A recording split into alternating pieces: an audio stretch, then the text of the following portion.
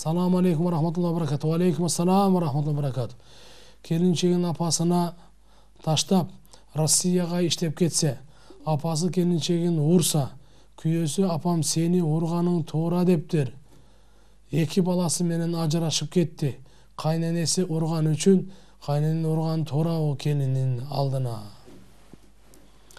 Өзү акыркы күндөрү ушул укуктарды таптакыр эске албастык болуп атат да.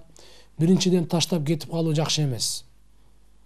Анткени Hazreti Umar разияллаху анху доорунда сураган эле, бул аял заты канчага чейин эркеги жок чыдай алат?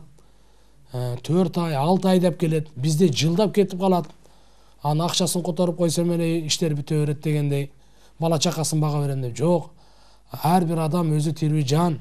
Алла субханаху ва таала ага ар кандай жандын өзүнүн дагы, мухаббаттын өзүнүн дагы, жубайлардын өзүнүн да укуктарын дагы берген. Ошо укуктарды аткаруу да мойнунда милдет болот. Ошондуктан барса чогуу алып кетип, калса чогуу калыш керек. Чогуу үй бүлөнү куруш керек. Азыр ажырашып кетиптир, 2 бала кайда барат эми? Кайненесин урганы таптакыр туура эмес. Укугу жок урганга. Эгер өзүн өзү асынып алса, ал адамга кантип сооп жеткирсе болот? Өзүн өзүн асып алса, аниязу билlah, Кудай сактасын, өтө чоң күнөө. Өтө чоң күнөө. Буга эми Алла Тааладан кечирим сурап, жакшы иштерди соогун багыштай берсе, Кудай кааласа Алладан үмүт, Алла Таалага соогу жете берет. Ага жеткирип берет.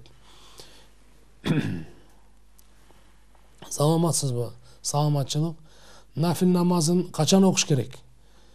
Мен багымдат намазынан кийин эле өткөндөргө 2 рекет нафил намазын ниет кылып окуп жүрөм, ушул туурабы. Нафил намазы 24 саат окусаңыз боло берет, кайсы убакта болбосун, 5 убакыттан башка. Биринчиси, күн чыкканда окусаңыз болбойт.